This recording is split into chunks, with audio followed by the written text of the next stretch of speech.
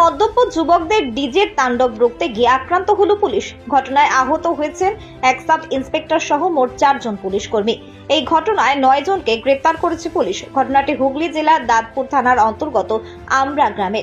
জানা গেছে, গতকাল সন্ধ্যা নাগাদ পিকনিক শেষ করে একটি ট্রাক্টরে করে ডিজে বাজাতে বাজাতে ফিরছিলেন পিকনিক পার্টির সদস্যরা। সেই সময় পান্ডুয়ার দারবাসিনী বাজার এলাকায় স্থানীয় এক মিষ্টান্ন ব্যবসায়ী ডিজের সাউন্ড কমানোর জন্য বলেছিলেন, কিন্তু কেন তাদেরকে সাউন্ড কমাতে বলা হবে এই প্রশ্ন তুলেই ওই ব্যক্তিকে মারধর শুরু করেন পিকনিক পার্টির কিছু মদ্যপ যুবক। এরপর স্থানীয় আরো কিছু ব্যবসায়ী ঘটনাস্থলে জড়ো হলে শুরু হয়ে যায় হাতাহাতি।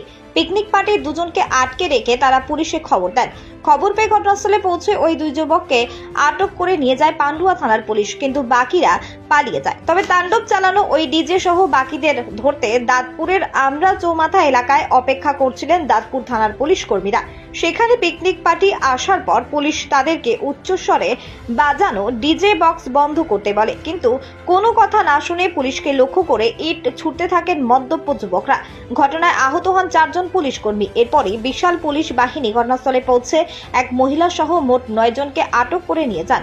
পরে তাদেরকে গ্রেপ্তার করা হয় এবং আজ তাদেরকে চুঁচুড়া আদালতে পেশ করা হয়। উল্লেখ্য, ডিজে বক্স সহ ট্রাক্টরটিও আটক করেছে পুলিশ।